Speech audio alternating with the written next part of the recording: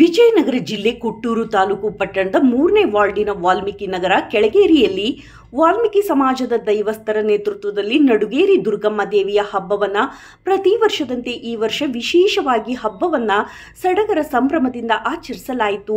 ವಾರ್ಡ್ನ ಪ್ರಮುಖ ಬೀದಿಗಳಲ್ಲಿ ಹಸಿರು ತೋರಣಗಳಿಂದ ಹಾಗೂ ವಿದ್ಯುತ್ ದೀಪಗಳಿಂದ ಅಲಂಕರಿಸಲಾಗಿತ್ತು.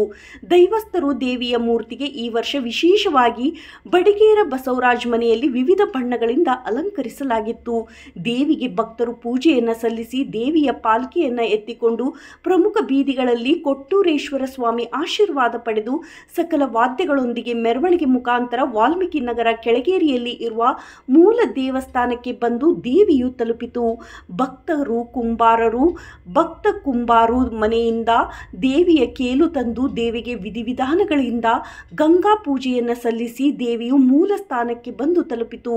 ನಂತರ ಭಕ್ತರು ದೇವಿಗೆ ತಮ್ಮ ತಮ್ಮ ಬೇಡಿಕೆಗಳನ್ನು ಈಡೇರಿಸಲು ದೀಢ ನಮಸ್ಕಾರ ಹಾಕುವುದು ಹಾಗೂ ಇನ್ನಿತರ ಹರಕೆಗಳನ್ನು ತೀರಿಸಿ ಭಕ್ತರು ಸಡಗರ ಸಂಭ್ರಮದಿಂದ ಆಚರಿಸಿದರು. ಈ ಸಂದರ್ಭದಲ್ಲಿ ವಾಲ್ಮೀಕಿ ನಗರ ಕೆಳಗೇರಿ ದೈವಸ್ಥರಾದ ಹೊಸಕೋಟೆ ರಂಗಪ್ಪ, ಬೆನ್ನಳ್ಳಿ ಅಂಜಿನಪ್ಪ, ಟಿ ರಾಮಪ್ಪ, ಶಿರ್ಬಿ ಕೊಟ್ರೇಶಿ, ಹುಚ್ಚಪ್ಪರ ಅಂಜಿನಪ್ಪ ಹಾಗೂ ಗುನ್ನಾಡಿ ಪ್ರಕಾಶ, ಜಿ ಮೂಗಪ್ಪ, ಇಡ್ಲಿ ಬೂದಿ ಕೊಟ್ರೇಶಿ ಹಾಗೂ 3ನೇ ವಾರ್ಡ್ ಕೆಳಗೇರಿ ಎಲ್ಲ ಸಮಾಜದ ಮುಖಂಡರು ಯುವಕರು ಉಪಸ್ಥಿತರಿದ್ದರು. ವರದಿ Prakash TM, BSP news, Vijayanagara ಜಿಲ್ಲೆ, ಕೊಟ್ಟೂರು.